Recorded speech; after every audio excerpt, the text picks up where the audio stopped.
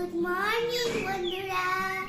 এই যে দেখতেই পাচ্ছ আমার স্কুলের জন্য আমার মা আমার জন্য ব্রেকফাস্ট বানিয়ে দিয়েছে। এটা নিয়ে কিন্তু আমি স্কুলে যাব। ম্যাগি খেতে আমার খুব ভালো লাগে, এটা আমার একটা ফেভারিট ফুড। তোমাদের ফেভারিট ফুড কি অবশ্যই আমাকে জানিও। দেখো আমি এখন রেডি হয়ে গেছি স্কুলে যাওয়ার জন্য।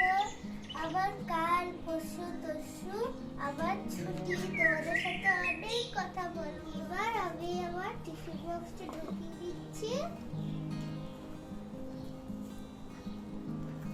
জুতোটা আমার মা পরিয়ে দিচ্ছে, আমি তো একা পরতে পারি না, তাই